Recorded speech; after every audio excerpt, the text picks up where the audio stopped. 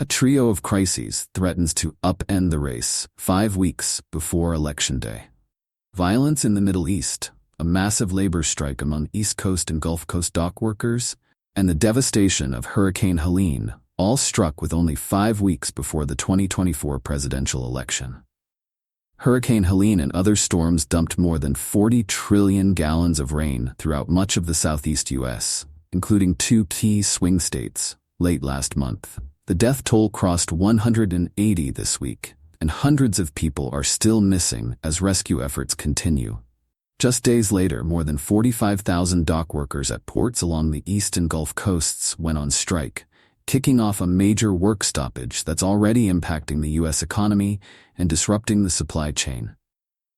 These 2 U.S. disasters unfolded as the conflict in the Middle East intensified this week. Iran launched at least 180 missiles into Israel on Tuesday, calling the attack a retaliation for a series of critical blows Israel has launched against Hezbollah in Lebanon in recent weeks and the killing of a Hamas leader in Tehran in July. The Iranian strikes came hours after Israel said it had launched a limited ground incursion into southern Lebanon, pushing the region ever closer to all-out war.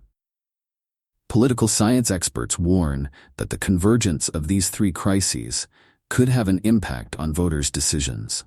When events such as natural disasters and geopolitical crises happen, voters usually either blame or reward the party in charge, depending on how that chaos shakes out. Peter Lodge, a former Obama advisor, who's the director of the School of Media and Public Affairs at George Washington University, told Business Insider. Both Lodge and David Jones, an exit pollster who's also a political science professor at Baruch College at the City University of New York, said the incumbent party, the Democrats in this case, is typically blamed for negative external events ahead of an election, which would put Vice President Kamala Harris at greater risk than former President Donald Trump. This election, however, is anything but typical. Trump was shot in the ear during a mid-July assassination attempt. Soon after, President Joe Biden announced he was dropping out of the race following a disastrous June debate. Then last month, federal prosecutors charged a different man with a separate assassination attempt against Trump. What's more, Americans aren't choosing between a traditional incumbent president and a challenger. Their options include a former president and a current vice president, which Randall Adkins, a professor of political science at the University of Nebraska-Omaha, said would complicate how these current crises affect the 2 campaigns. I think it's going to be very difficult for the voters to understand a clear message and pick up the contrasting viewpoints from the 2 candidates on these issues, Adkins said.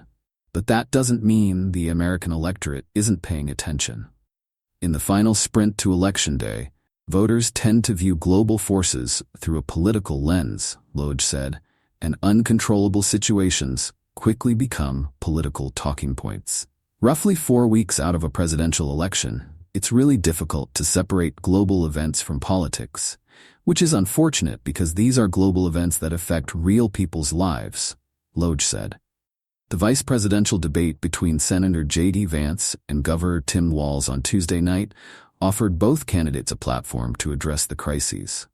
Lodge said that ahead of the debate, he anticipated Vance would work hard to link Harris to current events, while Walz would focus on her calm competence.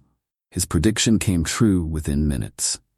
The first question of the night centered on violence between Iran and Israel. In his response, Vance said Iran had received unfrozen assets from the Kamala Harris administration, trying to paint her as more responsible for America's actions than Biden.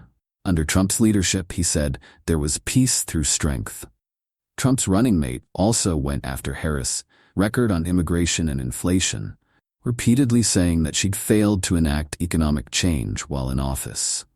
Walz, for his part, worked to paint Trump as the candidate of chaos and Harris as the stable choice. What we've seen out of Vice President Harris is we've seen steady leadership, he said, when talking about the Middle East.